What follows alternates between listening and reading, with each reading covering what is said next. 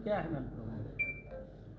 देखिए, जनपद भदोही के थाना भदोही क्षेत्रांतर्गत अमलोरी गांव के पास एक बसावनपुर गांव है, जिस पे दिनांक 21 को सुबह 8 से 9 बजे के बीच में ऐसी सूचना मिली थी पुलिस को कि जो गवर्नमेंट इंटर कॉलेज के प्रधानाचार्य योगेंद्र सिंह हैं, इनको बाइक सवार बदमाशों ने, जब ये अपने कॉलेज जा रहे थे तो उनकी गाड़ी को रोकी और मोबाइल दिखाया और ताबड़तोड़ गोलियां मारी, और जिससे कि उनको तुरंत अस्पताल ले जाया गया और उनकी वहाँ मृत्यु हो गई थी।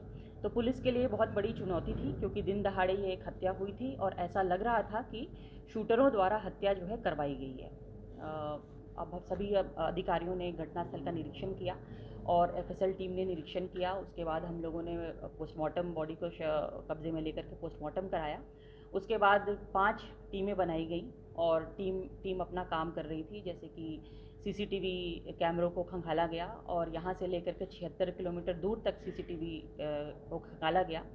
उसके साथ साथ सर्विलांस पे भी काम किया गया, नंबरों पे काम किया गया और अंततः जो जनपदीय पुलिस है, भदोही पुलिस है और साइबर सर्विलांस का जो टीम है, उनको सफलता प्राप्त हुई और इस घटना का सफल अनावरण हुआ। इसमें यह बात सामने आई थी कि 97 में ये जो मृतक हैं प्रिंसिपल योगेंद्र सिंह, इनकी रिक्रूटमेंट की बात थी। ये मैनेजमेंट द्वारा चयनित कर लिए गए थे, परंतु एक अजय बहादुर भी थे जो कि आयोग से चयनित थे और इसी के कारण, रंजिश के कारण जो है, इनके जो भाई थे योगेंद्र सिंह, इन्होंने इसकी हत्या करवा दी थी। तो उस समय एक मुकदमा भी पंजीकृत हुआ था जिसमें कि ये दोनों उसमें नामजद अभियुक्त थे। यह मुकदमा 2002 में छूट गया था, दोनों बरी हो गए थे। वर्तमान में वैसे तो 27 साल बीत चुके थे। उस समय के मृतक अजय बहादुर सिंह का जो बेटा था वो काफ़ी छोटा था, लेकिन अब वो बड़ा हो गया था और 5-6 महीने पहले उसने एक फ़ाइल उसको मिली इस कॉलेज से संबंधित, जिसमें उसने यह देखा कि किस तरह से उसके पिता आज उस कॉलेज के प्रिंसिपल होते यदि उस समय उनकी हत्या न हुई होती। इसी बात को उसने अपने मन में रख लिया और वो कुछ वैसे अपने मित्रों के संपर्क में आया, जिन्होंने इनको शूटर्स के नेटवर्क से इनका संपर्क कराया और फिर इनको मारने की सुपारी दी और 5 लाख में बात तय हुई थी।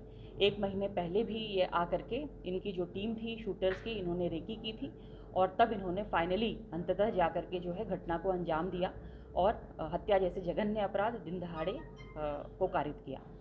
मैम, उस समय जब घटना हुई तो घटनाक्रम क्या रहा? बाइक कौन चला रहा था? गोली किसने चलाई? इसके बारे में देखिए, घटना में एक बाइक हम लोगों को मिली, नीली रंग की पल्सर बाइक थी जो सीसीटीवी फुटेज में आ गई थी। ये लोग घटना करके जौनपुर की तरफ भागे थे। फुटेज में 2 लोगों का चेहरा क्लियर हुआ और ये प्रतापगढ़ के शूटर्स थे। इसके पीछे भी टीम लगी हुई है और जल्द ही इन लोगों की गिरफ्तारी सुनिश्चित की जाएगी। मैम, उस समय जब घटना हुई, गोली मारी गई, उससे पहले मोबाइल दिखाया गया था गाड़ी रुकवा के। उस मोबाइल में क्या चीज़ें दिखाई गई?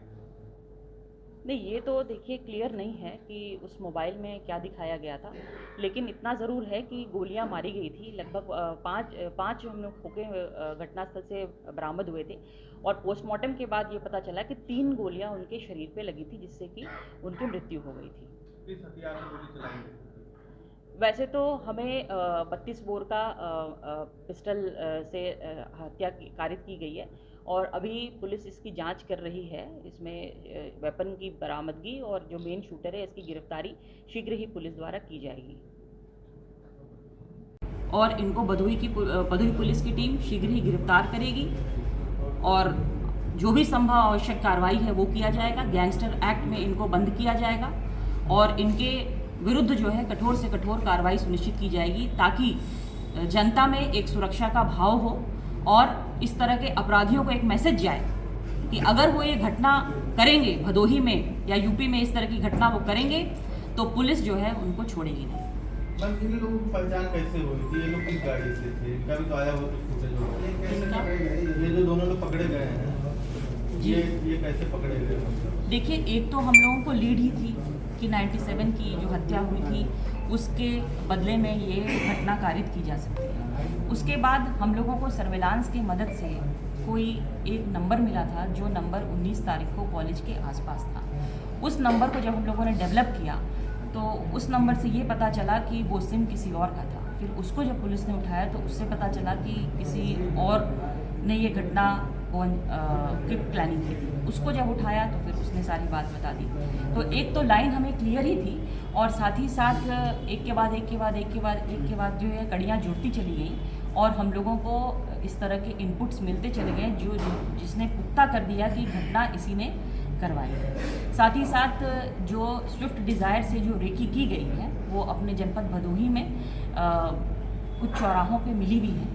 वो फुटेज हम आपसे शेयर कर लेंगे जब बाकी के शूटर्स जब पकड़े जाएंगे और कार्रवाई होगी तो फिर आपसे शेयर किया